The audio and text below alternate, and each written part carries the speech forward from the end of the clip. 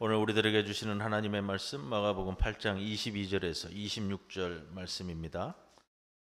벳세다의 이름의 사람들이 맹인 한 사람을 데리고 예수께 나와 손 대시기를 구하거늘 예수께서 맹인의 손을 붙잡으시고 마을 밖으로 데리고 나가사 눈에 침을 뱉으시며 그에게 안수하시고 무엇이 보이느냐 물으시니 쳐다보며 이르되 사람들이 보이나이다.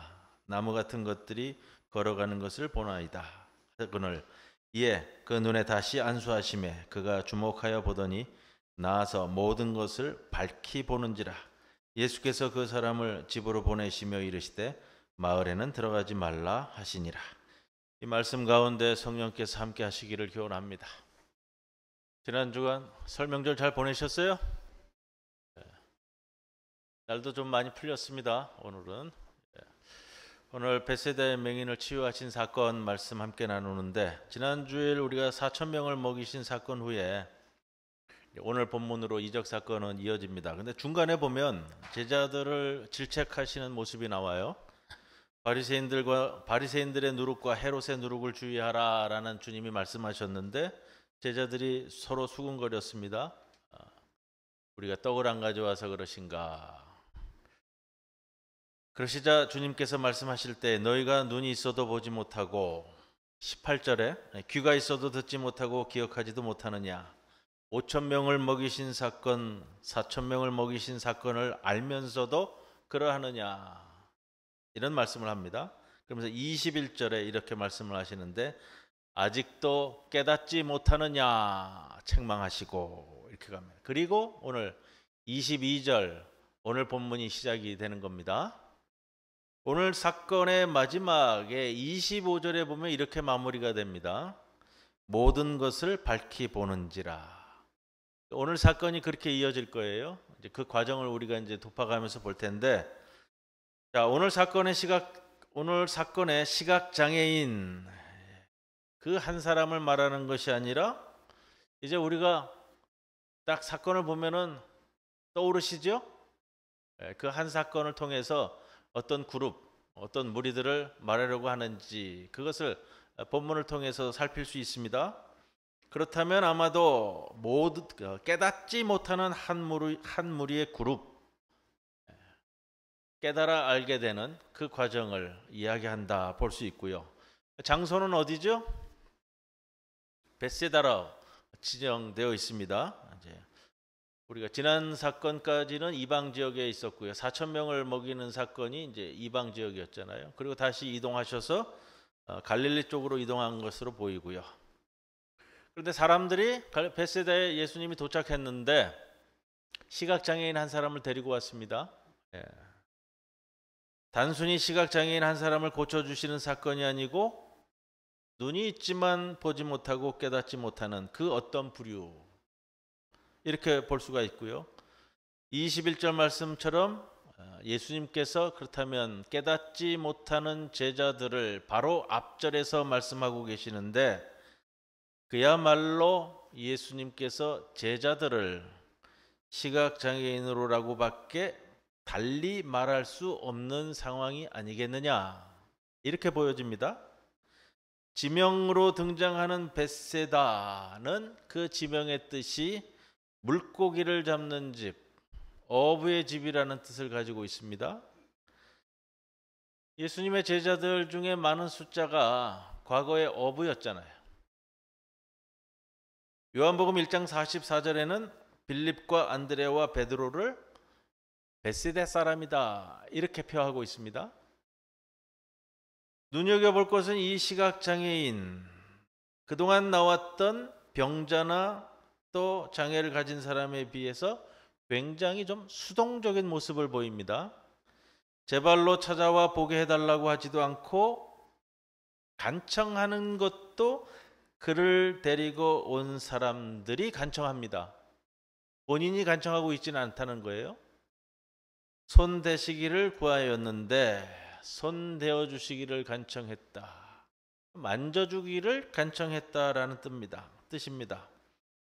근데 헬라어에서 이 손대다, 만지다라는 뜻은요, 본래 무엇에 소속하다, 또 무엇과 관계를 갖다라는 뜻을 갖는다고 그래요. 그렇다면 예수님에게 속하고 예수님과 관계를 맺게 하기 위해서 만져주기를 간청했다라고 보는 것이 옳을 것 같습니다. 자, 그리고 이제부터 전개되어지는 것은 예수님이 이 맹인을 어떻게 만졌고 어떤 관계를 맺고 그에게 속하게 되었는지를 보여줄 터입니다. 22절에 데리고 온 사람들이 맹인에게 손대 주시기를 간청했는데 23절에 예수님의 행위는 무엇이죠? 손을 붙잡고 마을 밖으로 데리고 나가셨다. 이렇게 진행이 됩니다. 맹인의 손을 붙잡고 아마도 보지 못하기 때문에 예수님이 그렇게 하셨을 겁니다. 그런데 왜 마을 밖으로 데리고 나가셨을까? 지난번 한 사건과 동일한 모습이죠? 기억나시죠? 예. 앞에 31절 이하의 사건에 귀 먹고 말 못하는 사람, 이 사건에서도 예수님께서 데리고 밖으로 나갔습니다. 그 사건에서도 밖으로 데리고 나가는 것은 예수님의 어떤 치유 기법을 숨기기 위한 것이 아니라 오히려 이것이 치유 기법이다라는 말씀을 드렸습니다. 7장 33절에 무리로부터 따로 데리고 나오셨다. 그리고 왜 또 오늘 이 사건에서도 예수님이 이 시각장애인을 마을 밖으로 데리고 나가실까? 이런 예를 들어봅니다. 태양이 지구 주위를 돈다고 생각하는 사람들이 있었습니다. 과거에. 태양이 지구 주위를 돈다고요? 그런데 한 과학자가 나서서 태양이 지구 주위를 도는 게 아니라 지구가 태양 주위를 돈다고 말했다면 그때 어땠을까? 이 과학자의 말이 사실임에도 불구하고 많은 사람들이 일반적으로 생각하는 통념을 거슬렀다는 이유만으로 이 과학자는 그 사회로부터 배척당하거나 혹세무민하는 죄인 취급을 받을 수밖에 없는 거죠. 다수가 곧 진리이다라는 것이 항상 그렇다 할 수 있는 것이 아님에도 많은 사람이 그렇게 생각한다는 통념이 자리 잡고 있습니다. 이념이든 사상이든 종교이든 사람 사는 어느 사회에는 이런 통념은 있게 마련입니다. 유대교 율법 체계에서는 그 율법 자체가 사회적 통념인 것이고요. 오늘 본문에서는 바로 이런 통념의 사람들이 무리이고 이런 사람들이 터잡고 사는 통념의 장이 곧 마을이고 도시가 되는 겁니다. 그리고 그 통념이 지나치게 세상을 옥죄게 되면 그 표현으로 나오는 것이 오늘 성경에서 귀먹고 말 못하는 자 되는 것이고 그 율법이 통념으로 사람들을 시각장애인으로 살게 했다라는 것이 되는 겁니다. 7장 33절에서 예수님께서 무리로부터 데리고 나온 것이나 오늘 23절 마을 밖으로 데리고 나가시는 것 자체가 그래서 치유의 한 과정입니다. 그 통념을 오늘 본문에서 이야기하면서 뒤이어 성경은 친절히 부가 설명까지 하고 있습니다. 조금 내용적으로는 좀 약하지만 그러나 우리에게 예를 들어서 이렇게 설명합니다. 27절에 예수님께서 제자들에게 물었습니다. 사람들이 나를 누구라고 하느냐? 사람들은 세례 요한이라고 하고요. 어떤 사람들은 엘리야라고도 하고요. 어떤 사람들은 선지자 중에 한 사람이라고 말합니다. 이것이 지금 예수님에 대한 이 도시와 마을의 일반적인 통념이에요. 그 이상의 것을 볼 수 없는, 보지 못하는, 말하지도 못하는 통념이라는 거예요. 그러면 너희는 나를 누구라고 하느냐. 일반 사람들과 다른 제자들의 눈을 확인하기 위한 겁니다. 보지 못하는 제자들을 눈뜨게 하기 위한 질문이 이 질문 자체가 되는 겁니다. 제자들을 만지고 손을 얹는 것과 같은 질문입니다. 23절에 그의 두 눈에 침을 뱉고 그에게 손을 얹고 그에게 물으셨습니다. 침을 뱉은 사건에 대해서는 우리가 지난번 사건에서도 세세히 논했습니다. 주님의 꾸짖음과 연관시켜 말씀을 나누었습니다. 기억하시죠? 17절, 17절과 21절에 제자들에게 아직도 깨닫지 못하느냐고 꾸짖으시는 예수님의 그 꾸짖음이 형상화되는 것이 침뱉음 아니겠는가 라고 생각합니다. 눈에 침을 뱉는 것과 같은 꾸짖음이 없이는 그 눈을 뜨게 해줄 수 없다는 것. 그리고 물으셨습니다. 무엇을 보느냐? 이제 이 시각장애인이 보게 되었다. 이제는 본다는 것을 알고 하시는 질문입니다.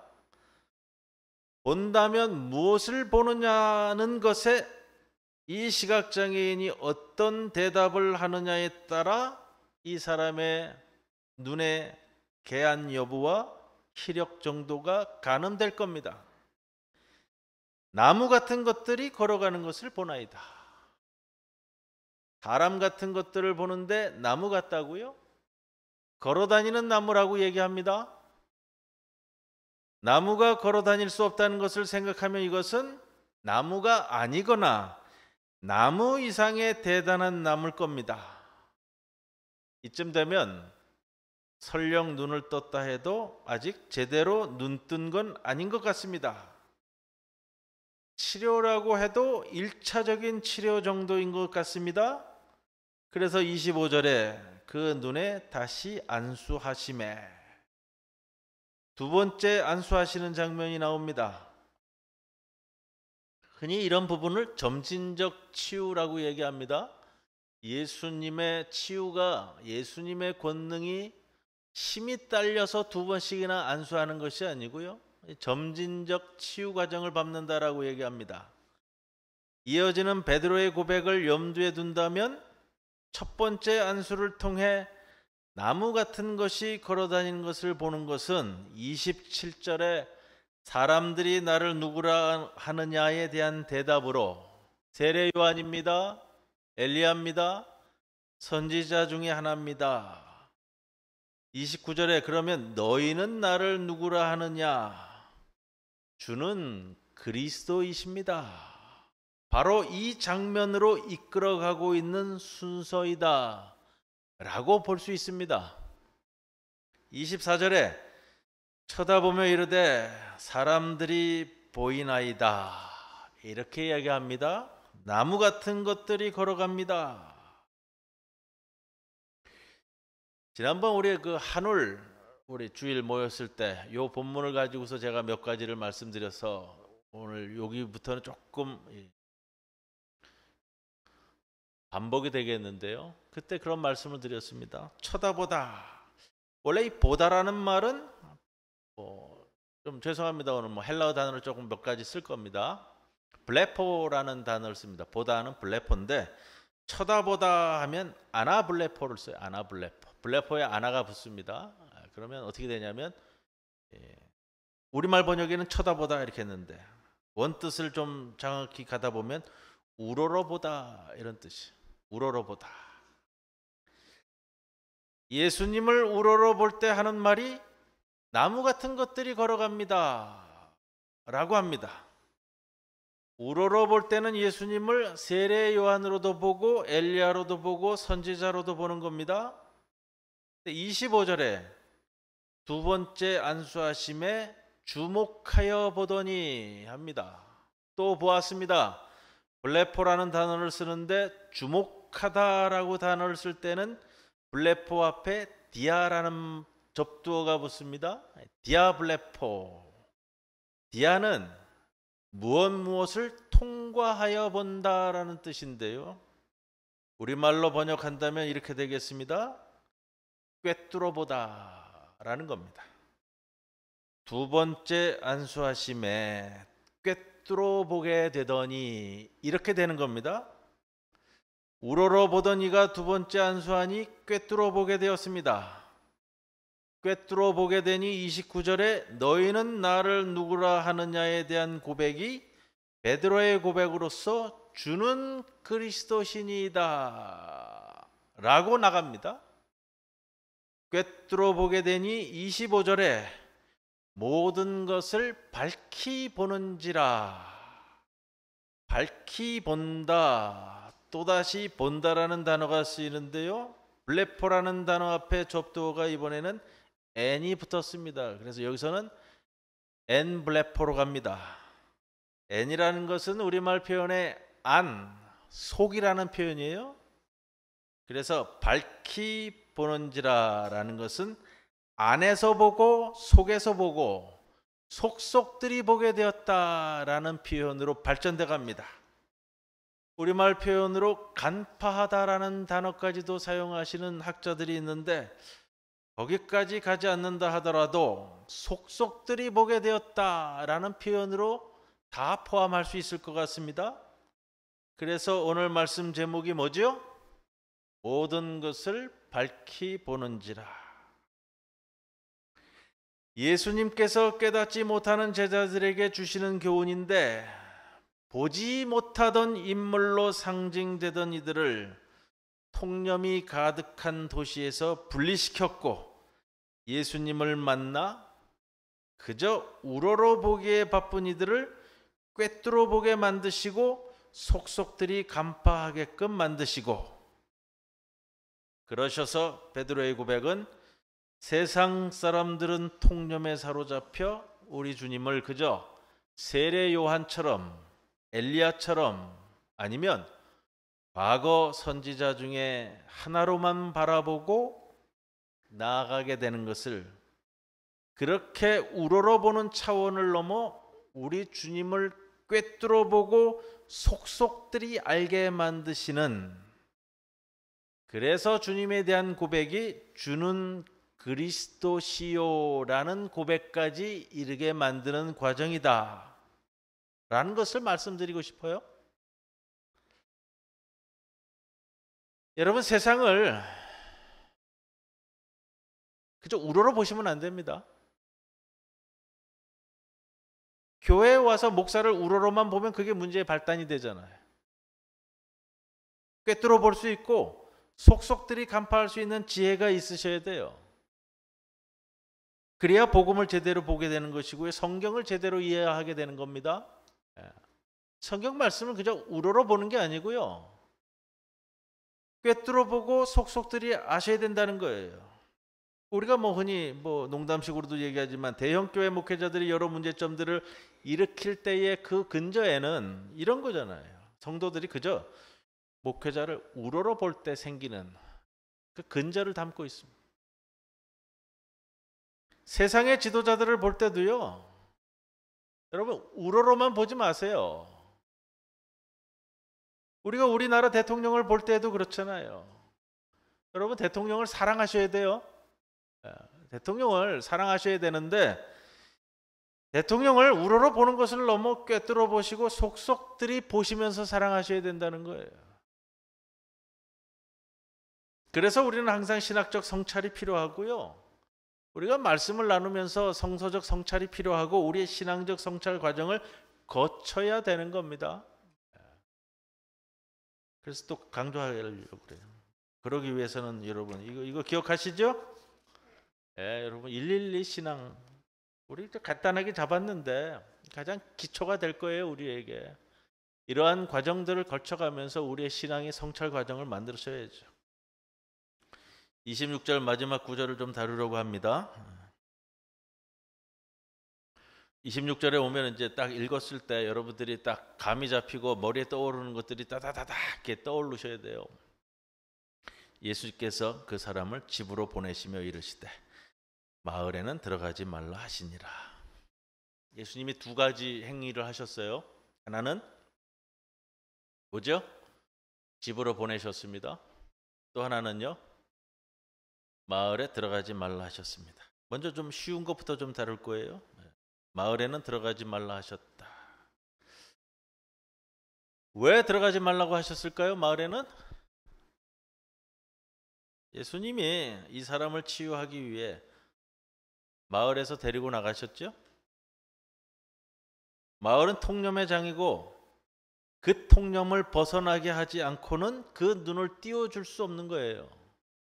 뜨게 해줄 수 없죠. 그렇다면 예수님이 어떤 사람인지를, 어떤 분인지를 깨달은 자는 더는 마을로 들어갈 필요도 없고 들어갈 수도 없는 거예요. 한 번 깨우친 눈을 가진 자는 통념의 장으로 다시 들어가지 않는다는 거예요. 구원을 가로막는 것이 통념의 장이라고 한다면 거기서 벗어나는 것이 구원이다 라고 말할 수 있지 않겠습니까? 또 한 가지요. 예수님은 그를 집으로 보내셨습니다. 이중 의미적 표현을 담고 있다라고도 볼 수 있는데, 보내다라는 것은 아포스텔로라는 단어를 씁니다. 사도들은 아포스톨로스라고 그래요. 보냄을 받은 자가 사도입니다. 말씀 초반부의 이 사건은 깨닫지 못하는 제자들을 대상으로 합니다 라는 전제를 가지고 시작했습니다. 우리가 이제 눈이 뜨여져서 깨달은 제자들이 보냄받은 자, 사도가 되었다는 것에까지 이를 수 있지 않겠습니까? 사도로서 보냄받은 자가 보내진 곳이 집입니다. 집으로 보내졌다는 것이 단순히 정상적인 생활로의 회귀를 뜻한다고 보기에는 조금 약해서 더 큰 메시지를 볼 수 있겠죠? 집은 단순히 혈연 공동체로서의 집을 넘어서서요, 사도로 보냄을 받은 자가 가는 집이라면 당연히 하나님의 자녀들의 신앙 공동체 아니겠는가 라고 생각합니다. 그리고 당연 마가복음서가 기록되어지던 당시의 초대교회, 이 교회는 모두가 가정교회였습니다. 자, 눈을 뜨십시오. 침뱉은 꾸짖음을 통해서라도 여러분 눈을 뜨시고요, 세상을, 교회를 우러러 보지만 마시고 꿰뚫어 보시고 속속들이 간파하여 보시고요, 우러러 볼 때가 아니라 꿰뚫어 볼 때입니다. 그럴 때 안 보이는 눈이 회복되는 것이고요. 1월 마지막 주일을 맞습니다. 2023년 한 해의 첫째 달을 보내시며 새롭게 여러분들이 다짐하셨던 모든 것들이 이제 1월 마지막 주일에 와서는 속속들이 간파하시며 또 새롭게 바라보시며 이루어 나가시는 우리 모든 성도들 되시기를 주님의 이름으로 간절히 축원을 드립니다. 고마우신 아버지, 우리의 눈을 열어주시옵소서. 우러러 보는 눈이 아니라 꿰뚫어 보고 모든 것들을 속속들이 보는 눈으로 열어주시옵소서. 보지 못하고 깨닫지 못한다는 책망 듣지 않도록 우리의 지혜의 눈을 열어주시옵소서. 예수님의 이름으로 기도드리옵나이다. 아멘.